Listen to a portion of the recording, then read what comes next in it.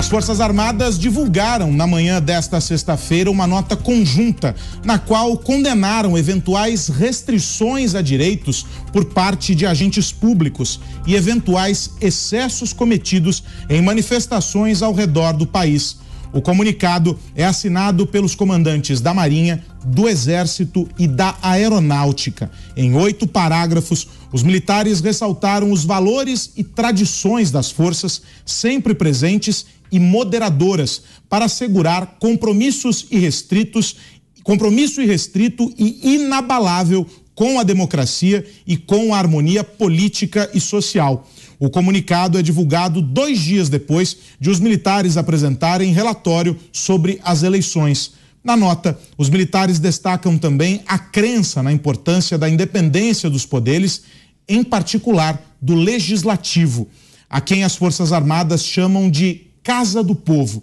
Diz um trecho, aspas, são condenáveis tanto eventuais restrições a direitos por parte de agentes públicos, quanto eventuais excessos cometidos em manifestações que possam restringir os direitos individuais e coletivos ou colocar em risco a segurança pública, bem como quaisquer ações de indivíduos ou de entidades públicas ou privadas que alimentem a desarmonia na sociedade.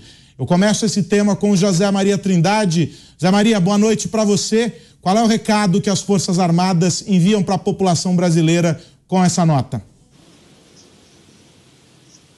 É a defesa da harmonia e da legalidade, viu? Muito boa noite, Carlos Aro, seja bem-vindo aqui ao nosso grupo, muito boa noite aos colegas de bancada e boa noite a você que sempre está aqui nos acompanhando nos Pingos nos Is. Olha, Carlos Aros, essa nota foi precedida de intensas reuniões entre militares. Os generais foram reunidos ontem, nós demos aqui nos Pingos nos Is, e discutiram todos os detalhes ali das eleições. E quem conhece a vida militar sabe que não há divergências como na política. Plantaram notinhas dizendo que havia divergências entre o comando do Exército e o Ministério da Defesa, mas isso é mentira, não é real, não há essa divergência. A atividade militar, ela é diferenciada, ela tem a hierarquia como seu principal ponto de observação. E quando há uma reunião assim, as divergências ficam ali, apresentadas e ficam ali. Quando se toma uma decisão através do comando, pronto, é aquela a decisão do setor, das Forças Armadas, no caso de uma nota assinada pelas 3 forças, né? E principalmente ali no Exército. Da mesma forma, a Marinha, só que não houve divulgação dessa reunião, mas houve uma reunião da cúpula da Marinha e também da Aeronáutica. Então, foram reuniões intensas que precederam a assinatura desta nota. Não houve, e há todo um cuidado nessa informação, uma participação, uma convocação do presidente da República, Jair Bolsonaro. Ele poderia, mas não houve essa convocação. Foi iniciativa própria dos oficiais generais das Forças Armadas, e aí a situação chegou a esse ponto. Uma nota tão ponderada e tão legalista que agradou a todos. Viram no Congresso Nacional, inclusive alguns integrantes da oposição, diz que a nota viabiliza de uma vez por todas a eleição e garante a posse do presidente eleito Luiz Inácio Lula da Silva. Mas a posse vem verdadeiramente defendendo a Constituição.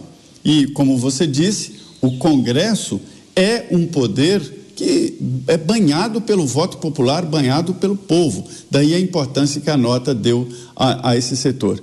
E mais importante, estamos vigilantes, diz a nota, e ainda mais, se coloca como poder moderador.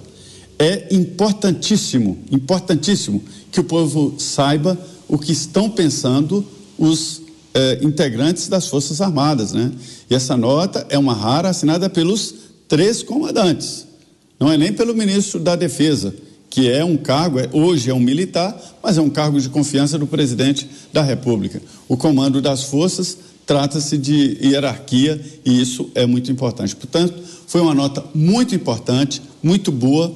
Eu até sugeri que os comandantes falassem, dessem entrevista ou um comunicado, que ficaria mais forte, e entenderam os comandantes que não, que a nota bastaria. Deixa eu cumprimentar o Coronel Gerson Gomes. Boa noite, Coronel. Bom tê-lo aqui conosco em Os Pingos nos Is. E eu começo perguntando justamente sobre esse ponto que o Zé Maria Trindade traz. A nota não é assinada pelo Ministério da Defesa. Ela vem assinada pelos comandantes das forças. Esse é um recado importante também? Boa noite.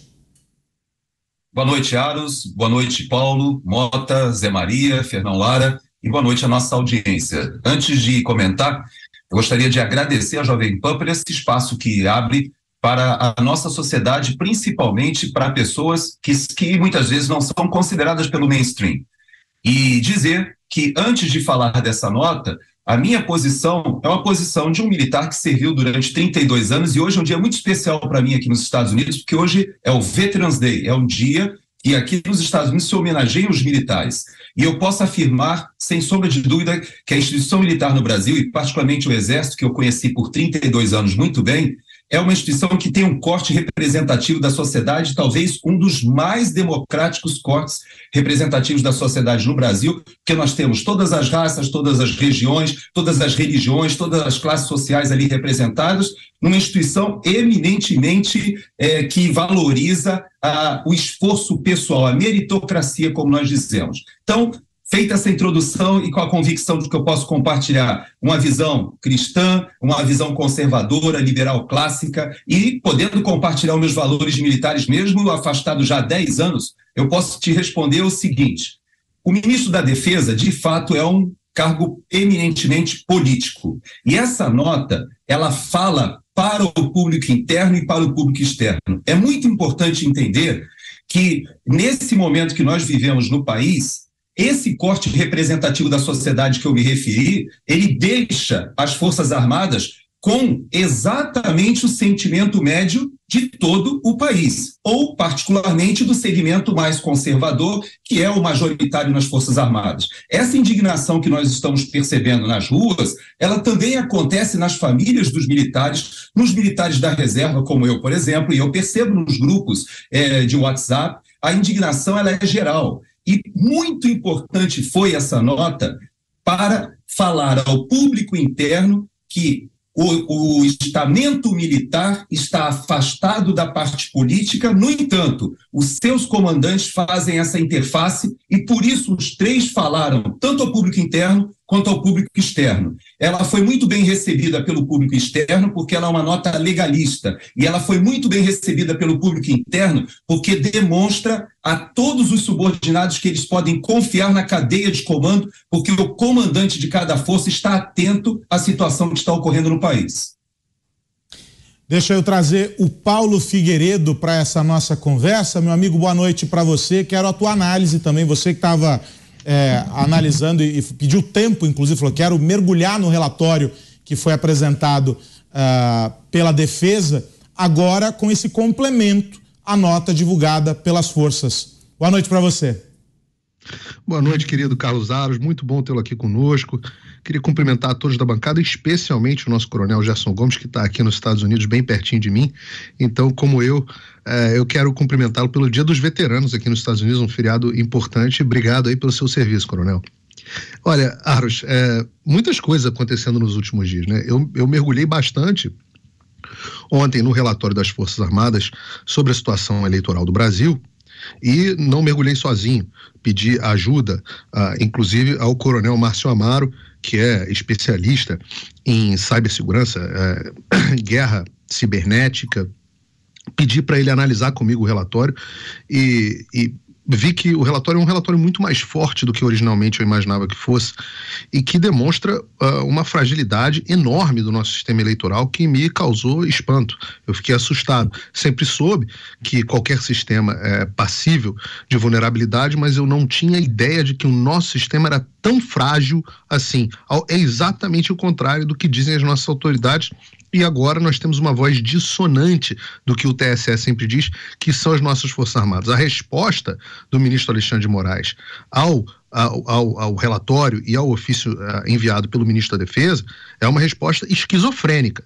Uma pessoa que diz que o relatório não apontou fraudes, quando o próprio ofício do ministro da Defesa diz que o relatório não tinha como objetivo procurar fraudes, Ora, só pode agir ou por esquizofrenia ou por má fé. Eu aposto na esquizofrenia. Bom, a respeito da nota que nós vimos, Aros, eu nunca tinha visto uma nota desse tipo. Queria até perguntar ao Zé, que tem tanta experiência em Brasília, próprio o Coronel Gerson aqui, que também tem experiência com Forças Armadas, eu ainda não tinha parado para me lembrar aqui de um momento onde os comandantes das forças emitissem uma nota que tem um tom muito crítico às nossas instituições. E eu parei para, de novo, a calma e o tempo para análise são sempre muito frutíferos. E eu reparei que a carta tem 3 endereços. Tá? O primeiro endereço é muito claro, é só prestar atenção, é o próprio presidente do TSE e ministro do Supremo Tribunal Federal, Alexandre de Moraes. Quando a mensagem é: pare de perseguir o povo brasileiro. A Constituição, segundo a Carta, estabelece direitos que devem ser assegurados pelas instituições, especialmente no que tange à livre manifestação do pensamento. São palavras da Carta.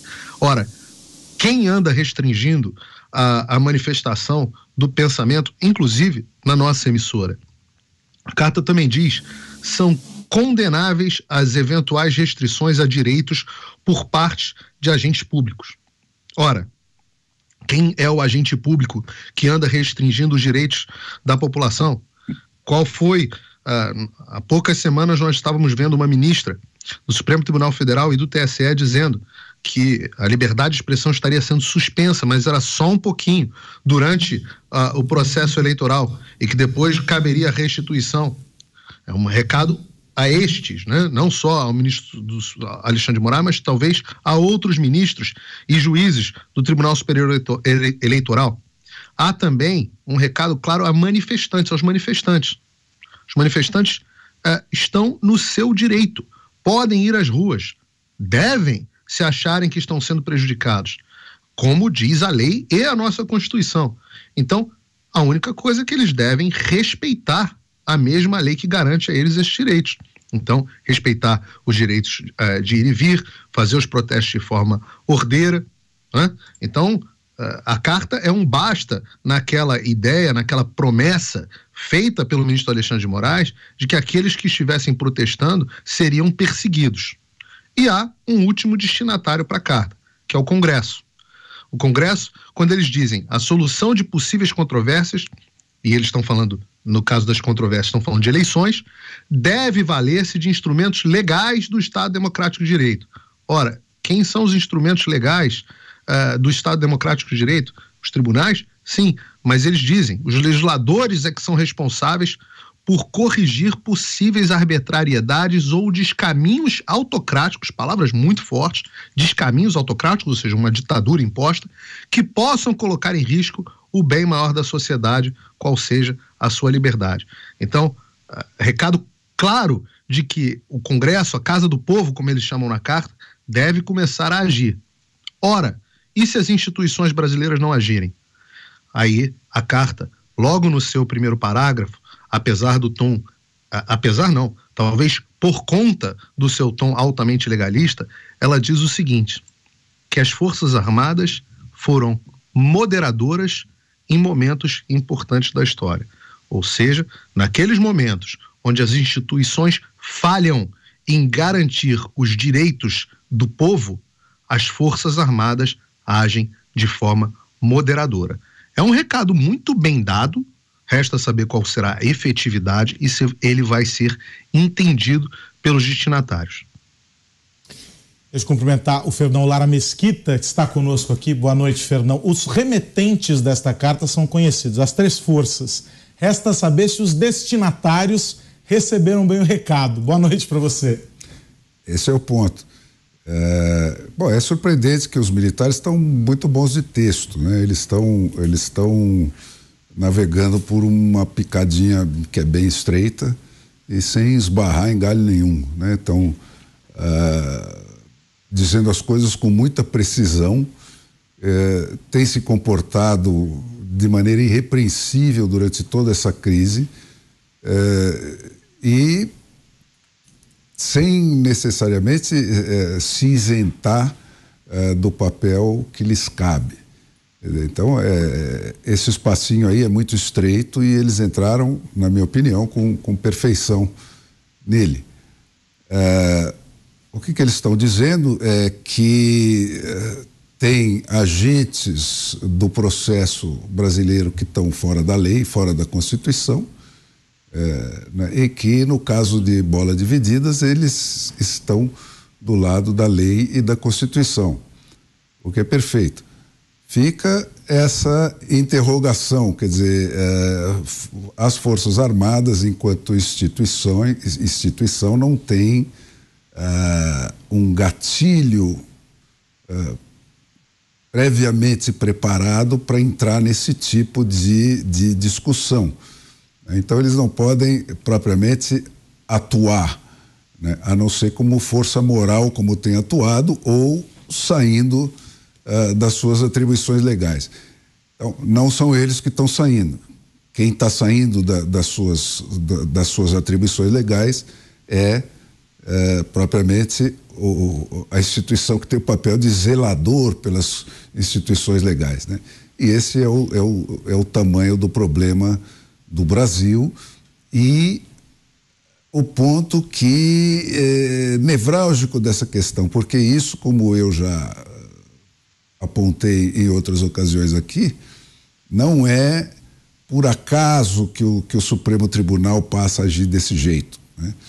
Isso é uma receita que foi estudada e prescrita pelo Foro de São Paulo como uma maneira de transformar uma eleição numa tomada de poder, né? E criando deliberadamente esse tipo de saia justa, onde o país fica na escolha de Sofia de ou não acatar ordens do Supremo Tribunal, ou que desmonta toda a hierarquia da ordem democrática, ou se acatar a emenda fica pior que o soneto.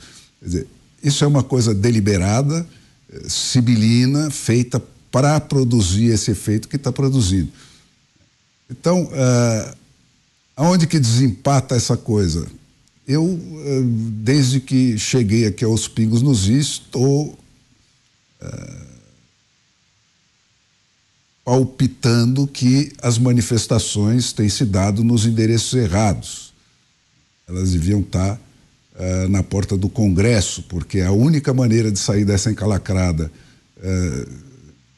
dentro de um formato civilizado, que não vá às vias de fato, é através do Congresso, né? E eu lembro, para quem se esqueceu, que o Congresso, quando submetido à pressão suficiente, derruba até governo do PT, né? Então, se o Congresso for submetido à pressão suficiente e necessária para esse momento do país pelos eleitores, eu acho que devia haver um cerco ali que não acabasse até o momento em que eles entregassem aquilo que eles foram eleitos para entregar, que é o Estado de Direito funcionando dentro da receita clássica da democracia, que são os três poderes, o judiciário julgando, o legislativo fazendo leis, o Ministério Público autorizando processos, né, e todas as outras ferramentas que estão prescritas na Declaração Universal dos Direitos Humanos.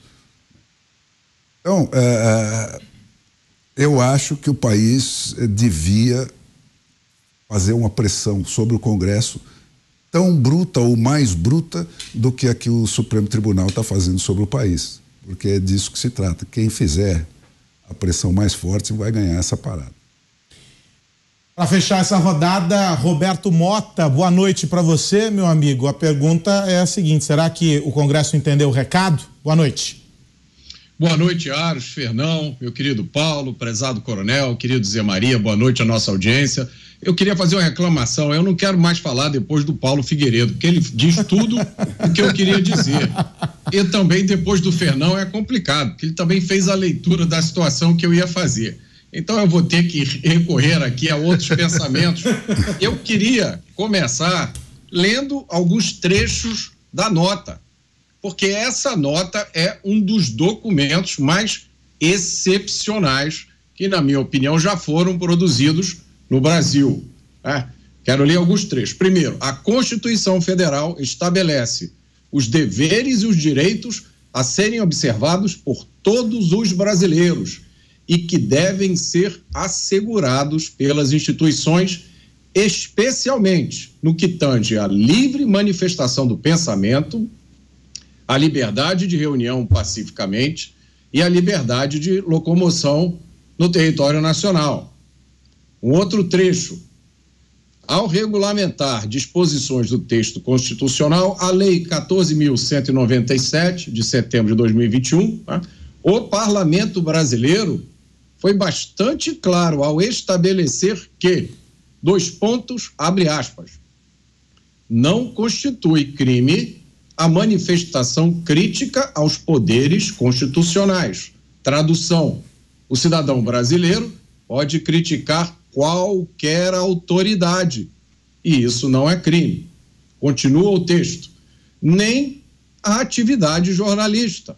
Nós, que estamos aqui, temos liberdade de exercer o nosso ofício e dizer o que nós quisermos.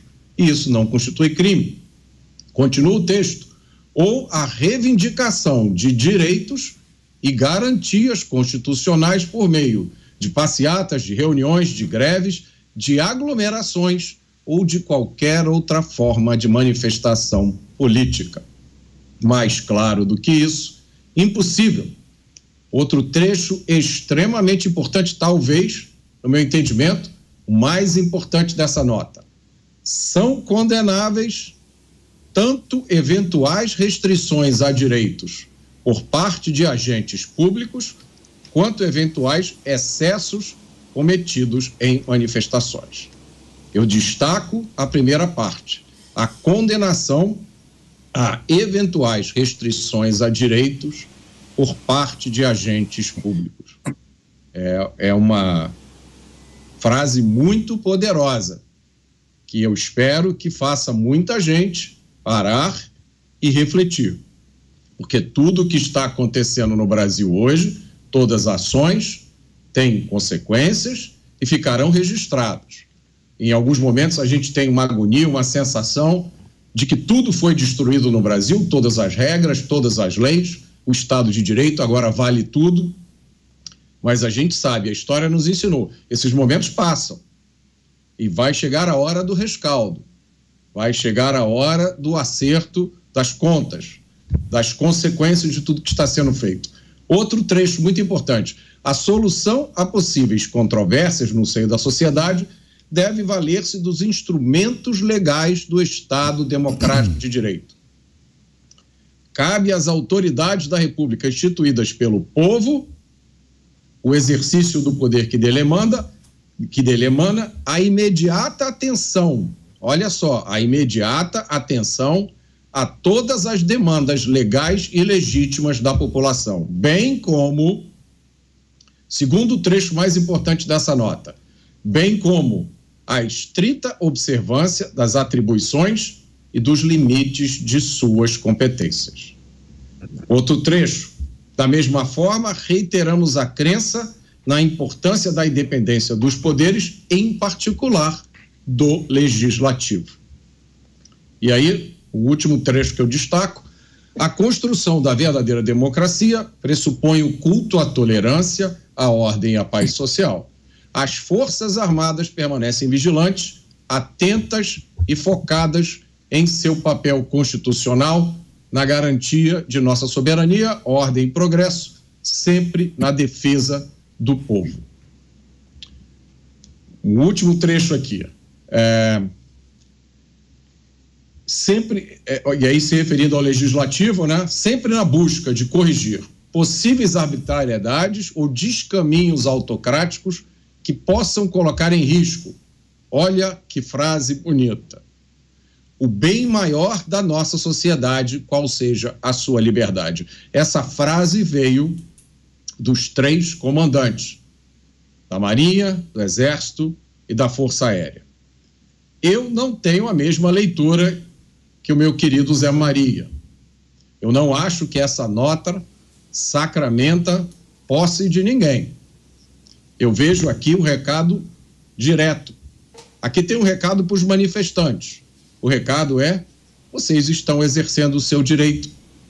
Se vocês quiserem continuar, podem continuar e reivindiquem os seus direitos legítimos. Aqui tem um recado para os jornalistas, para nós. Não tenham medo de fazer o seu trabalho. Aqui tem um recado para o Congresso Nacional. Vocês precisam se mexer e exercer o seu papel. E aqui também tem um recado para outras autoridades. Se o que vocês estão fazendo é ilegal, é melhor parar e voltar a respeitar o Estado de Direito. Olha, Aros, eu cresci num país, e quando eu era novo eu fui especialmente vítima disso, né? Porque naquela época só era admissível ter um tipo de opinião no Brasil, que era a opinião de esquerda, centro-esquerda ou extrema-esquerda, mas eu cresci num país em que os militares sempre foram demonizados.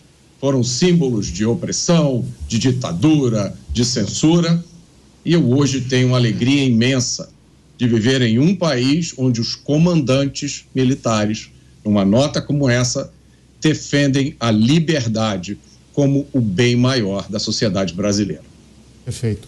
O Figueiredo e o Fernão pediram a palavra. Eu começo com você, Fernão. O problema que se põe, quer dizer, está claro o que as Forças Armadas estão afirmando. O problema que se apresenta é qual é o gatilho para reverter o curso dos acontecimentos. O que pode determinar isso? Eu só enxergo um possível gatilho, que ainda é uma visão que não dá para ser precisa, mas é o primeiro instrumento do sistema que não obedecer, não acatar uma ordem inconstitucional do Supremo Tribunal, terá o respaldo das Forças Armadas. Eu entendo que se essa desobediência se referir a uma dessas violências inconstitucionais que eles estão praticando. Então, eu vejo esse pessoal é tigre de papel, entendeu? Eles só rugem enquanto você não se decidir a amarrotá-los, né, como eles merecem ser, quando eles mandam uma ordem que não tem nada a ver com a lei, que não tem nada a ver com a posição deles dentro do sistema, que eles não estão autorizados a emitir. Isso deveria ter, essa desobediência deveria ter acontecido lá na primeira, né? E nós não estávamos nesse brejo que nós estamos. Como não foi, né? Agora você tem um momento em que todas as forças do sistema baixam as suas cartas na mesa. E a última força de decisão, que é a Força Armada, está dizendo que está do lado da ordem constitucional. Portanto, quem desobedecer à ordem constitucional deve ser desobedecido, na minha opinião. Porque se não for, joga o país inteiro nisso que nós estamos, né? Diante de um período de 4 anos em que você vai ficar sempre em face de um governo que vem com a marca da ilegitimidade. Você nunca vai poder decidir essa história, se teve fraude, se não teve fraude. Já é um ponto passado, porque você teve as outras interferências todas, né, que desequilibraram a campanha eleitoral e etc. A fraude seria só a cereja desse bolo, né, uma fraude em cima da máquina, porque as outras fraudes foram endossadas e praticadas pelo próprio fiscal do jogo, né, pelo próprio juiz do jogo. Então, esse seria o gatilho. Quer dizer, a primeira instituição que não obedecer uma ordem de prisão ilegal ou de interferência ilegal terá um tipo de respaldo que até agora não estava tão claro. Paulo. O bom de nós termos companheiros de tanta qualidade aqui nesse programa é que o Fernão colocou 3 grandes pontos aqui nos comentários dele.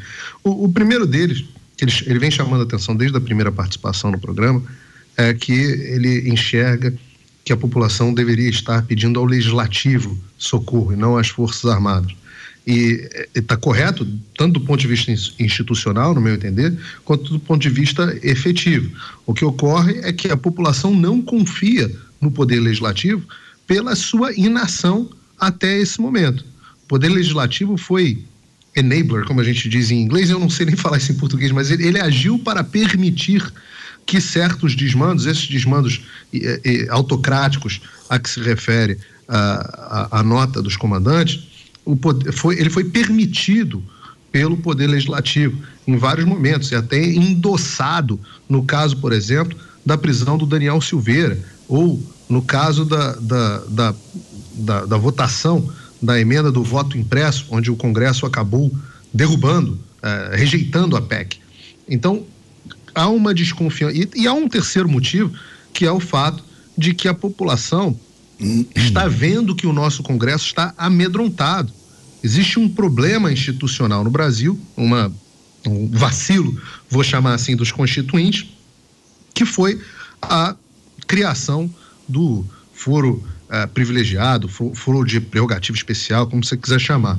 Porque essa é uma invenção brasileira, não existe nas constituições ocidentais, e ela submete o poder que deveria exercer a fiscalização à fiscalização do poder que ele deveria fiscalizar, né? Então, todos os deputados morrem de medo do Supremo Tribunal Federal, porque o Supremo Tribunal Federal é quem o julga. Deveria ser, deputados e senadores, deveria ser exatamente o oposto, né? Essa separação é muito clara e precisava acabar desde um primeiro momento. E além disso, com o caso do Daniel Silveira, onde o próprio Congresso deu ao Supremo Tribunal Federal a corda para enforcar os deputados, acabou a ideia de imunidade parlamentar e acabou a ideia da independência dos poderes. Então, talvez por isso a população não reconheça no nosso Congresso tanta efetividade. Agora, esses pontos são muito bons. Para ela exercer força sobre ele, não só pressão, mas força, né? O eleitorado tem força. Essa força fica muito esvaziada imediatamente após as eleições. Isso é um problema pelo fato de que a legislatura está acabando e quem foi eleito agora foi eleito e quem não foi eleito só vai ser eleito, quem puder ser eleito ou reeleito a gente só tem eleição daqui a 4 anos. Então o poder do povo contra o Congresso nesse momento está muito esvaziado. O pessoal fala, eu vou colher essa duplicata daqui a 4 anos. Por outro lado, tem um tirano aqui que está prendendo, já censurou mais de 10 deputados nas suas redes sociais, já mandou prender deputado, o caso do Daniel Silveira, que teve a vida completamente arruinada e sequer pôde disputar novas eleições. E mais, tem ameaças do tirano dizendo, aqueles que ficarem ao lado dessas manifestações serão perseguidos e terão seu mandato cassado. Então, a população, ela se sente muito desassistida e aí recorre ao único poder no qual ela reconhece força para agir. Força de fato, não a força de direito, mas a força de fato. E eu estava aqui no ar lendo um tweet de uma ex-jornalista em atividade, onde ela diz o seguinte: manifestações podem ser legítimas e dentro da normalidade. Anormal mesmo é instituições militares opinarem sobre elas ou sobre qualquer coisa que envolva a vida política do país fora de suas atribuições. Ora, há um desconhecimento dessa senhora de quais são as atribuições das Forças Armadas, né, segundo a própria nota dos comandantes, mas há também um certo problema de senso das proporções, onde ela não entende que as manifestações e os manifestantes estão sendo ameaçados, e isso sim não é normal. O que é anormal não são os militares opinarem sobre o restabelecimento da lei e da ordem. O anormal é um tirano se vestir de poderes e revogar cláusulas constitucionais na base da caneta, perseguir opiniões políticas divergentes. Isso é que é anormal e não é reconhecido nesse momento. Para concluir, 2 pontos. O Fernando tem enorme razão quando ele diz que a desobediência de ordem manifestamente inconstitucional ou ilegal, ela é não só um primeiro passo, mas obrigação de qualquer agente público. Eu já tive até esse papo aqui com o Zé no ar.